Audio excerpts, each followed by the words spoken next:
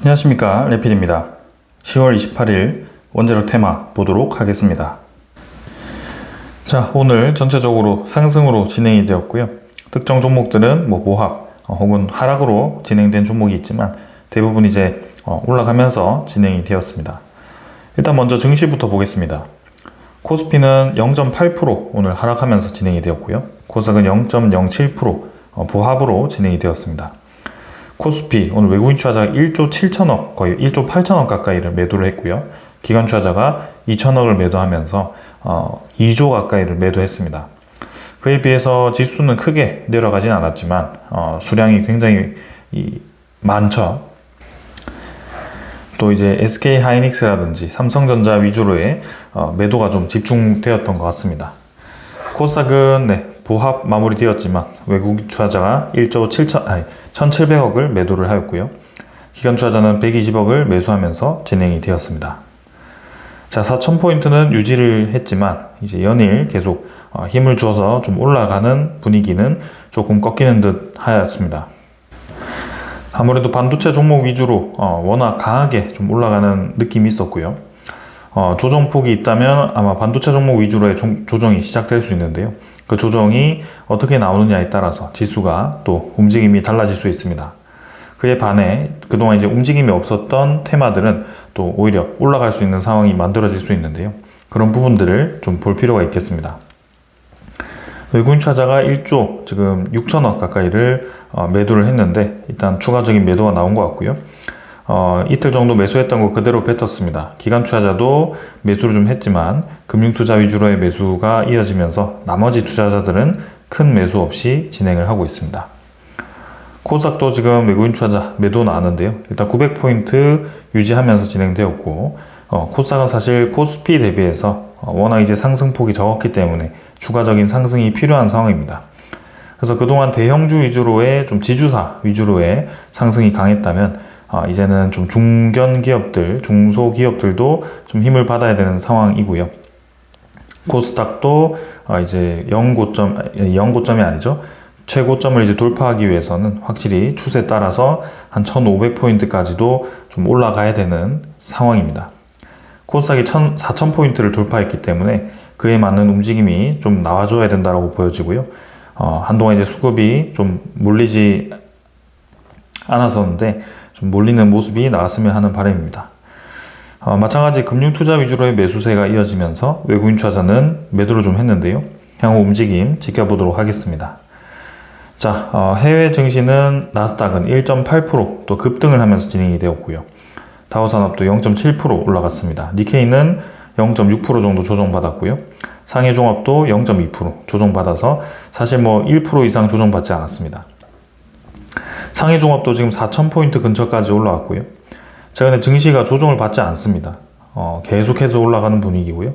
상해종합도 3,000포인트 수준에서부터 바짝 지금 상승해가지고 상당히 많이 올랐고요. 그리고 일본의 증시 니케이도 5만 포인트를 돌파하면서 올 초 대비해서 상당히 많이 올라갔습니다.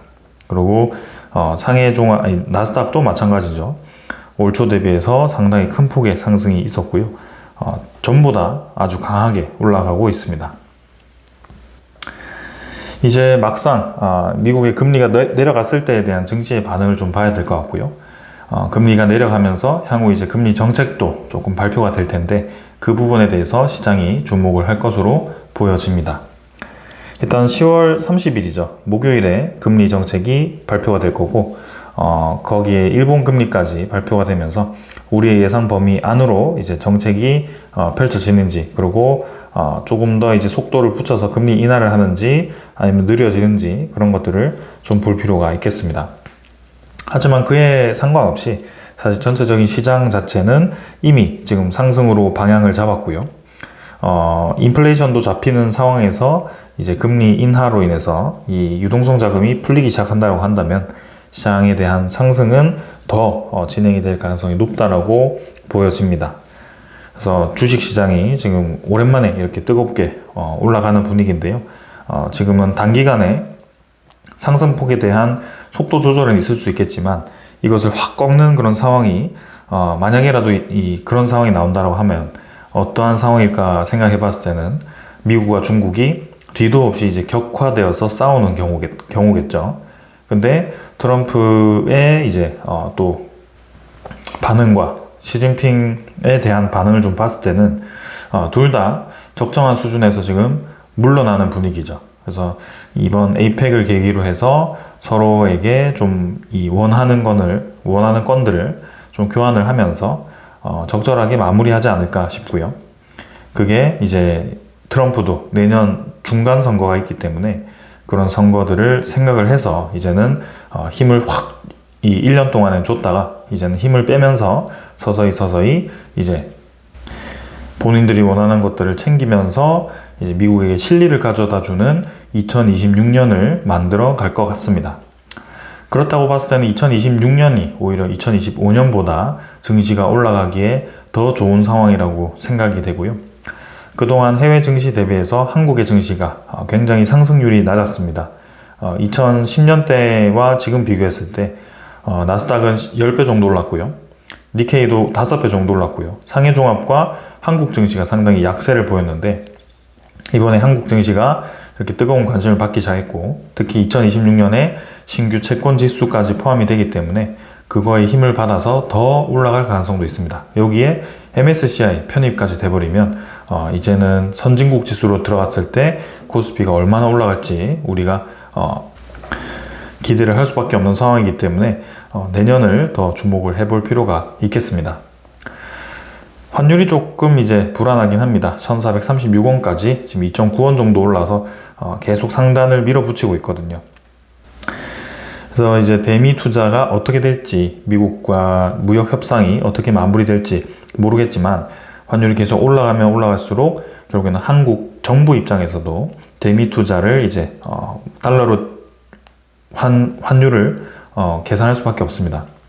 그래서 달러 가치가 높아지면 높아질수록 대미 투자에 원화를 투자하기 위해서 원화로 이제 달러를 바꿔서 투자를 한다고 했을 때는 한국에 이 소모해야 되는 비용이 더 크기 때문에 그런 부분들도 부담스러울 수밖에 없고요. 그리고 이제 달러가 유출된다라는 그런 상황에서 이제 유입되는 달러가 부족해진다면 그 또한 환율을 계속 밀어 올려서 뭔가 외국인 투자자라든지 전체적인 이 투자자들이 조금 불안해할 수 있는 그런 상황이 될 수 있습니다. 그렇기 때문에 이 환율에 대한 이 우상향에 대한 이런 부분들은 조금 주의를 하면서 지켜볼 필요가 있겠습니다. 자, 그래서 1436원으로 진행되고 있습니다. 자, 이 정도로 이제 시장에 대한 분위기는 살펴봤습니다. 그래서 이제 29일 내일이 한미 정상회담이 있는 날이고요. 과연 이제 일본이 오늘 또 미국과 무역 합의를 했기 때문에 한국도 마냥 이제 시간을 딜레이 시킬 수는 없는 상황입니다.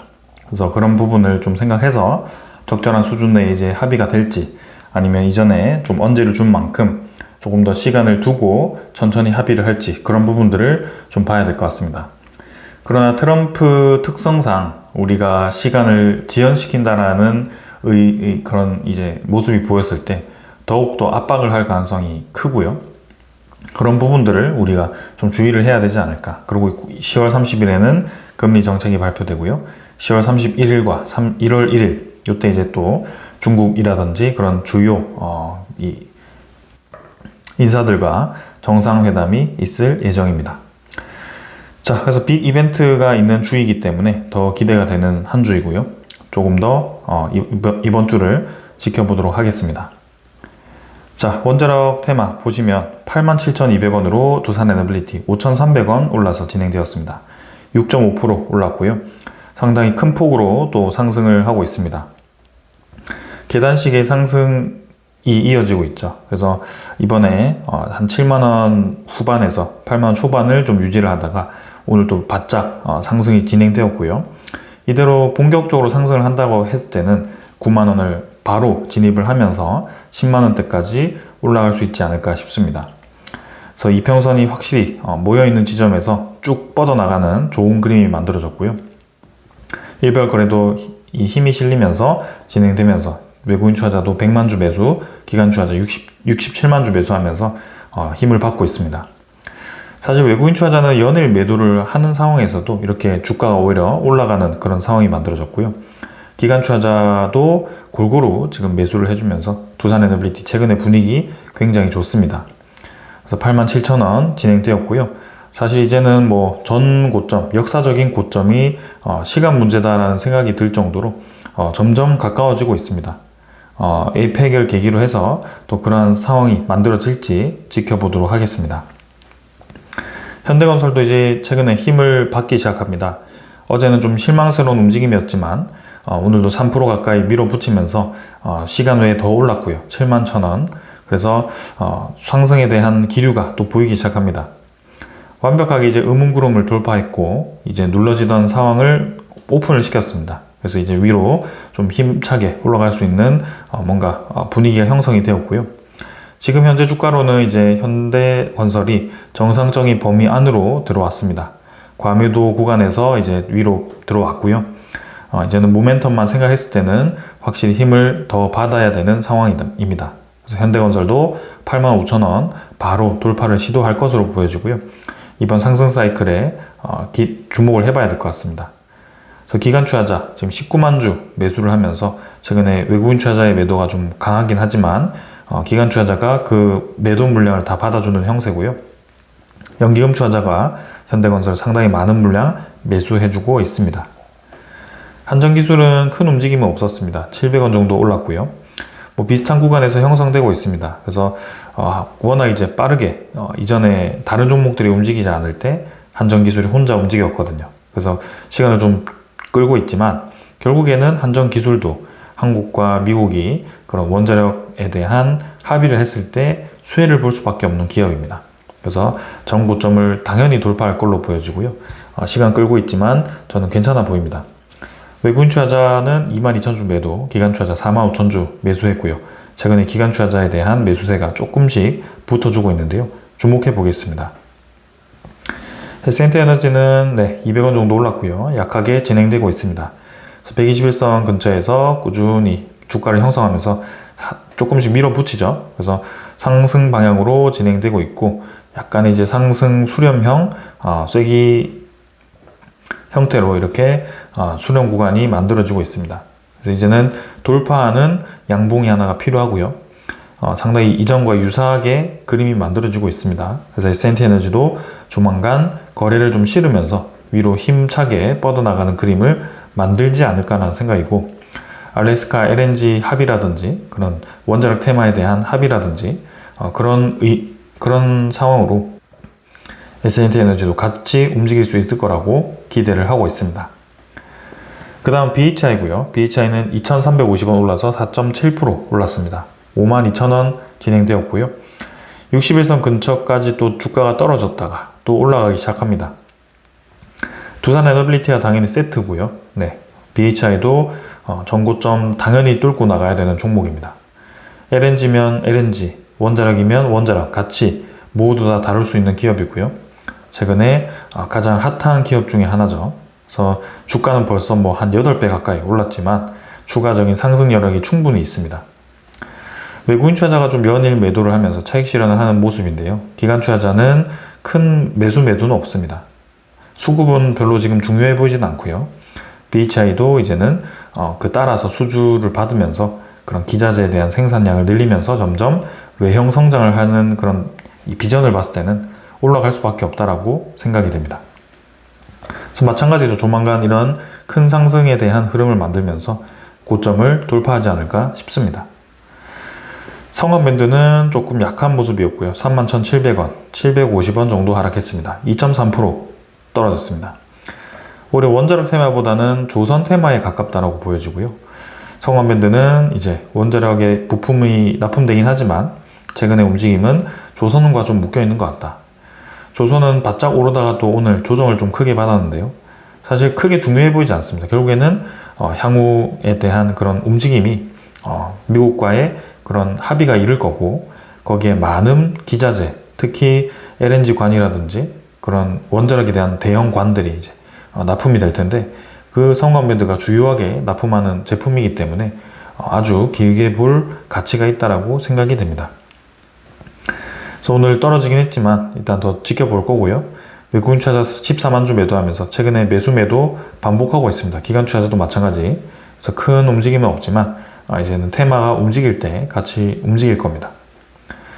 태용도 이제 600원 정도 올라서 1.9% 정도 반등을 했고요. 31,700원입니다. 그래서 태용도 사실 두산 에너빌리티와 영위하는 사업이 거의 비슷한데요. 아주 약하게 진행되고 있습니다. 그래서 고점 대비해서는 30% 이상 지금 조정을 받은 상황이고요. 이전에 SMR과 함께 좀 힘차게 다시 올라가는 듯 했지만 또 SMR에 대한 버블론으로 인해서 바짝 또 떨어지는 모습이었습니다. 근데 최근에 그 떨어졌던 미국 기업들이 다시 주가를 어느 정도 회복을 했고 SMR에 대한 버블이 얘기가 나올 이런 시기가 아니죠. 거기에 대한 많은 투자금들이 결국에는 버블을 삭히고 있고 오히려 버블보다는 투자가 더 활발해질 거라는 그런 분위기이기 때문에 지금은 그런 버블론에 대한 얘기를 할 때가 아니라고 생각이 됩니다. 그래서 태용도 적절한 시점에 이제 상승을 준비할 것으로 보여지고요. 이전에 한번 큰 상승 이후에 자리 잡았던 구간과 유사하게 자리를 잡았기 때문에 이번에 이제 양봉으로 좀 뻗어나가서 이 구간을 빠르게 뚫고 나간다면 태용도 좋은 고점 돌파하면서 진행될 가능성이 있다고 보여집니다. 수급은 사실 좋지 않습니다. 외국인 투자자, 기관 투자자 연일 양매도를 진행을 하고 있는데요. 일단 조금 더 보겠습니다. 워낙 기관 투자자가 이전에 많은 매수를 했다가 최근에 한 2달 가까이는 바짝 매도를 하고 있고요. 외국인 투자자는 5%, 6% 수준 내에서 왔다 갔다 하는데요. 조금 더 보겠습니다. 우지는 오늘 큰 상승 없었지만 계속 상승폭 유지하면서 진행되고 있습니다. 최고점 부근에 위치를 하고 있고요. 언제든지 올라갈 수 있는 그런 상황입니다. 그래서 투자 수급은 일단 외국인 투자자 35만 주 정도 매도했지만 주가 잘 유지해줬고요. 기관 투자자 매수 없었지만 지켜줬습니다. 그래서 확실히 이렇게 찍기업으로서의 그런 최근에 이 원자력 테마에 많이 묶여있기 때문에 주목해볼 만한 기업이다. 보성파워텍도 1.3% 정도 올랐고요. 일단 비슷하게 계속 형성되고 있죠. 21선 따라서 꾸준히 올라갑니다. 그래서 수렴 구간에서 또 한 번의 상승이 나올지 조금 조정을 받을지 모르겠지만 최근에 원자력 테마에 대한 그런 이슈가 다시 부각된다면 올라갈 수밖에 없겠죠. 우리 기술도 마찬가지입니다. 이 수렴 구간을 계속 꼬이면서 뭔가 지지부진한 그런 모습이었는데 여기서 이제 수렴 구간 만들면서 좀 뻗어나가는 그림을 만들고 있다. 거리 한번 팍 실으면서 전고점 한 번에 뚫어갈 그런 모양새이기도 한데요. 기다려 보겠습니다. 외국인 투자자 147만 주 매수하면서 3일 연속 100만 주대 매수를 해주고 있습니다. 자, 오늘 이 정도로 이제 종목들 다 봤고요. 이제 소식들을 하나씩 전달 드리도록 하겠습니다. 자, 오늘 나온 소식 먼저 두산 에너빌리티 소식입니다. 미국의 페르미 아메리카와 대형 원전 4기에 대한 기자재 예비 공급 계약을 체결했습니다. 그동안에 이제 현대건설 위주로의 이 웨스팅하우스와 협력 소식이 많이 들려왔는데요. 이번에는 페르미와 두산 에너빌리티가 직접 기자재 예비 공급 계약을 했다라는 소식이 들려왔습니다. 두산 에너빌리티 입장에서는 미국 시장에 혹은 웨스팅하우스와 함께 대형 원전의 건설에 들어간다라는 그런 확실한 소식이 필요했는데요. 이번에 그 소식이 드디어 나왔습니다. 그래서 두산 에너빌리티 입장에서는 아주 좋은 소식이 나왔고 오늘 그래서 6% 가까이 올라갔고요. 대형 원전 4기에 대한 그런 주요 기자재에 필요한 주담품 준비 계약을 체결했다. 원전 건설이 본격화되면 핵심 기자재를 공급할 예정이고 두산 에너빌리티와 AP1000 원전의 원자로와 증기 발생기 등 주요 기자재에 필요한 주담품 준비 계약을 체결했고 이제는 여기에 대해서 웨스팅하우스와 페르미가 AP1000 건설 계약이 확정되면 두산 에너빌리티는 핵심 기자재 원자로와 증기 발생기를 공급할 것으로 예상이 된다라고 내용이 나왔죠. 그래서 확실한 계약은 아니지만 이제 본격적으로 미국 시장에서의 그런 역할을 하게 될 거라는 기대감이 생겼습니다. 자, 그러면서 KB증권에서 두산 에너빌리티 만우가 수혜가 기대된다. 목표가를 11만 원으로 올렸습니다. 참 감회가 새롭죠. 두산 에너빌리티 리뷰 오래 했는데요.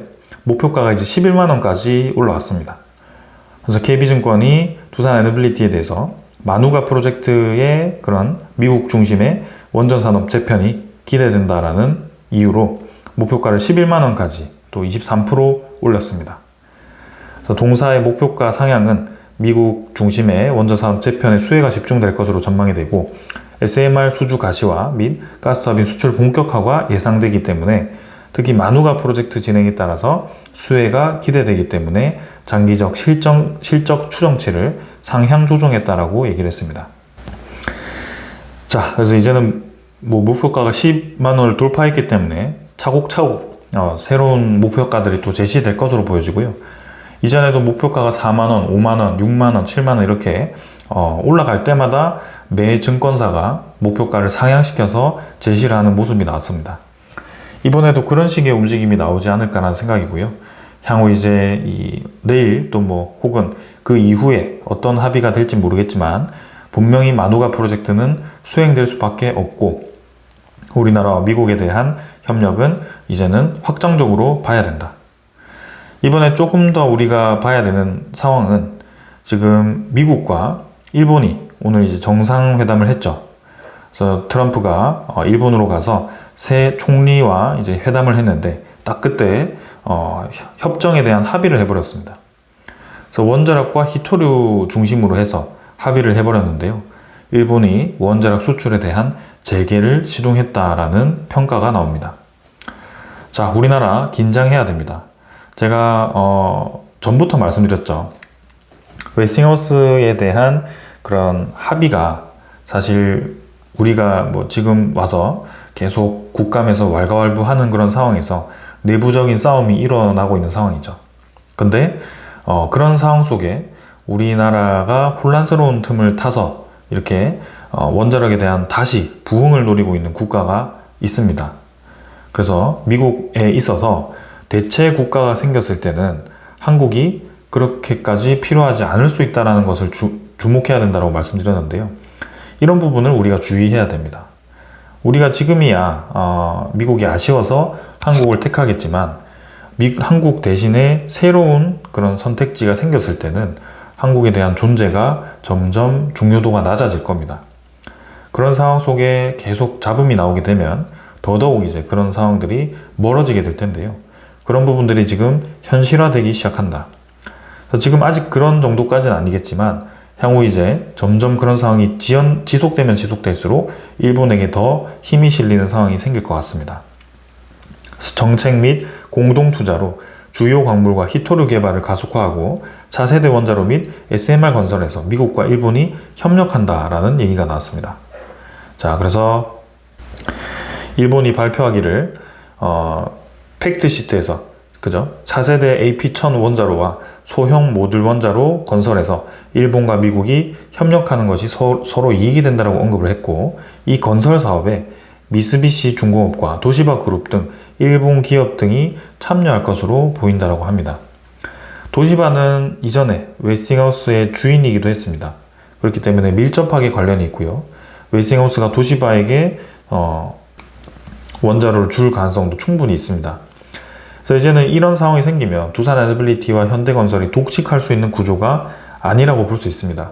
이제는 일본에 대한 존재가 커지면 커질수록 이제는 그쪽에 배분되는 건설량들이 많아질 거고요. 특히 국가적으로 투자 금액이 우리나라보다 크기 때문에 일본이 오히려 더 많은 일감을 가져갈 수도 있습니다. 그러면서 일본은 지금 국내 원자력에 대한 부흥을 위해서 2040년까지 20%를 유지하겠다라고 얘기를 했습니다. 그래서 이제는 신규 원전 건설이라든지 가동 중단된 원전들을 살리기 시작할 겁니다. 우리나라는 좀 반대되는 움직임이죠. 그렇기 때문에 이런 부분들을 우리가 주목해야 됩니다. 그러면서 새로운 또 국가가 등장하기 시작하죠. 인도도 자국 내에 많은 원자로가 필요한 상황에서 그것을 전량 수입하는 것이 아니라 자국에서 생산하기 위한 방법들을 찾기 시작합니다. 그런 부분들이 향후 이제 우리나라와 인도 간의 그런 원자력에 대한 기술 경쟁이 시작될 수 있고요. 그걸 떠나서 우리나라의 강점 중에 하나가 뭐였죠? 가격이 싸다였습니다. 근데 이제는 인건비가 높아지면 높아질수록 한국은 불리해질 겁니다. 그게 인도 같은 국가와 비교했을 때는 인도의 인건비와 한국의 인건비는 정말 이제 많이 벌어져 있겠죠. 그렇기 때문에 점점 이제 그런 제조 산업에 있어서 경쟁력을 잃을 수 있다. 이런 부분을 우리가 생각해야 됩니다. 자, 그러면서도 우리가 아시아 시장을 좀 눈독을 들이기 시작했죠. 근데 생각만큼 쉽지 않습니다. 베트남, 러시아, 린투어 원전 1호기에 대한 착공을 합의를 했습니다. 남은 2호기 수주 경쟁 치열하지만 러시아에 대한 영향력이 크다. 그리고 중국에 대한 영향력이 크다라는 것을 우리가 뼈저리게 느끼고 있습니다. 웨스팅하우스 합의와 별개로 이미 아시아 시장은 우리나라가 진입하기가 쉽지 않은 상황이 되었고요. 만약에 웨스팅하우스 합의가 진행되지 않았다라고 한다면 결국에는 웨스팅하우스는 계속 우리나라를 진출하지 못하도록 지재권을 가지고 계속 괴롭혔을 겁니다. 그리고 체코 원전 수주 쉽지 않았을 거고요. 그 외에 두 번째 건도 쉽지 않았을 거라고 생각됩니다. 지금까지 그런 이제 지재권에 대한 그런 중재 절차를 겪고 있었지 않았을까라는 생각이었고요.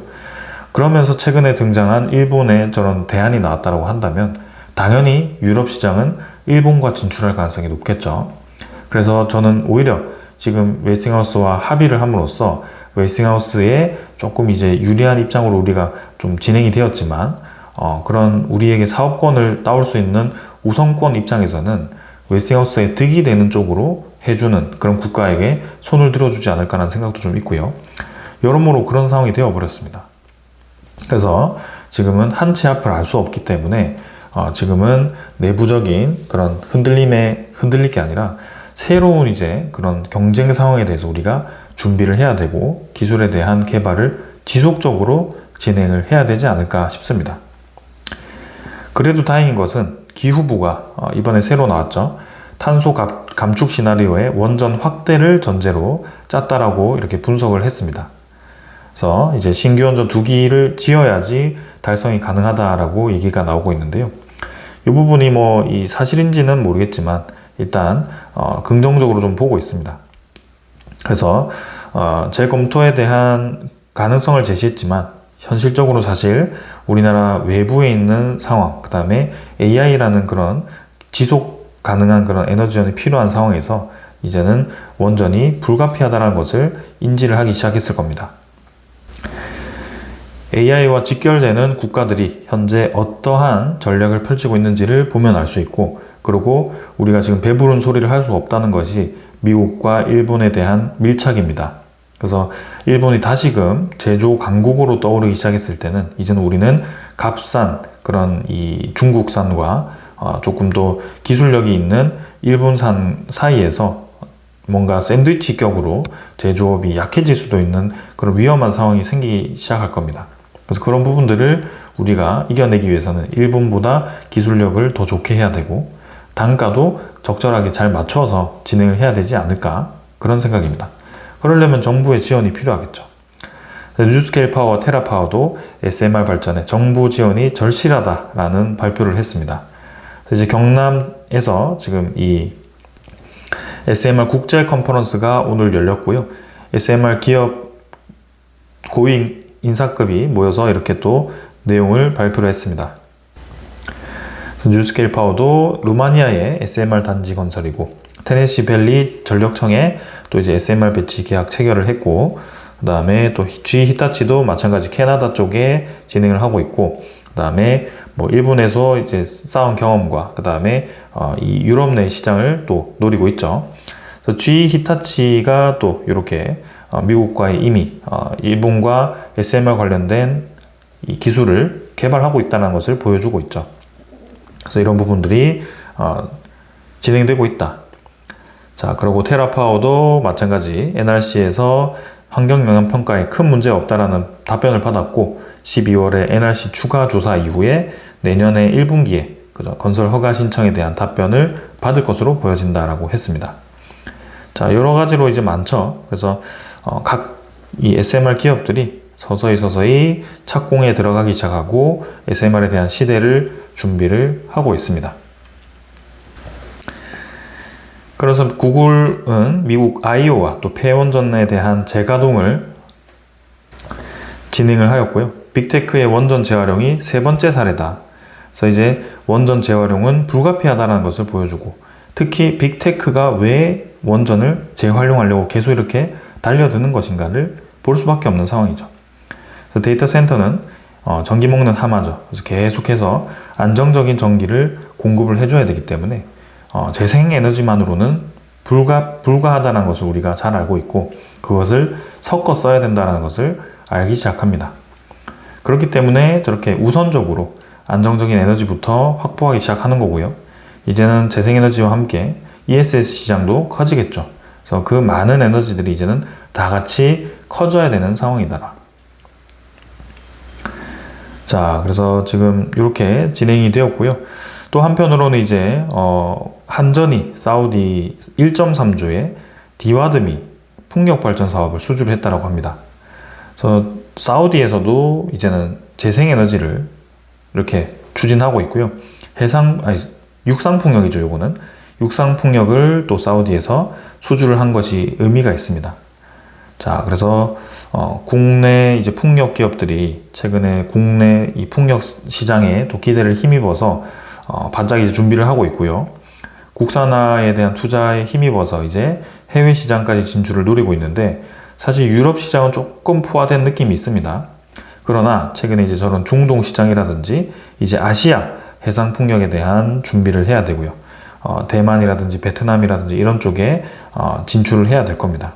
하지만 아시아는 사실 중국산이 또 굉장히 싸고, 해상 풍력도 용량 측면에서도 중국이 이제 오히려 유럽을 앞서고 있는 상황이기 때문에 이기긴 쉽지 않겠지만, 그래도 시장이 크기 때문에 주목해 볼 만합니다. 그래서 KB증권에서도 이렇게 해저 케이블 시장에 대한 성장으로 대한전선에 대한 목표가를 높이는 그런 모습을 보여줬고요. 이제는 아시아 시장 내 한국 시장이 50% 정도를 차지할 만큼 향후 이제 계속해서 우리나라 해상풍력 시장이 커질 것으로 기대가 됩니다. 그래서 그 관련된 기업들도 계속 주목을 해야 된다. 자, 이 정도로 이제 말씀을 드렸고요. 네, 오늘 중요한 내용 굉장히 많았습니다. 그래서 앞으로 이제 미국과의 합의가 어떻게 될 거고, 이제는 우리나라에 대한 진출이 확정된 상황에서 정부의 지원이 얼마나 될지가 중요해 보입니다. 향후 이제 우리나라의 경쟁자가 이제 생기기 시작했습니다. 일본이라는 아주 강국이 또 이렇게 원자력 산업에 뛰어들기 시작했기 때문에 우리나라가 이제는 마냥 이런 탈원전이라는 헛소리를 할 시간이 없습니다. 그런 감정적인 소모 말고도 이제는 기술적인, 현실적인 접근이 필요한 상황이 되어버렸습니다. 이렇게 접근을 해서는 이제는 앞으로 모든 산업을 주변 경쟁국에게 기회를 줌으로써 뺏기게 될 겁니다. 그렇기 때문에 중요한 시기인 것 같고요. 잘 진행되어서 이제 만우가 프로젝트 진행함으로써 우리나라에 대한 기업들이 좀 같이 힘을 받았으면 하는 바람입니다. 자, 오늘 여기까지 하고요. 내일 정상회담 잘 끝나기를 기대하면서 오늘 여기까지 하겠습니다. 감사합니다.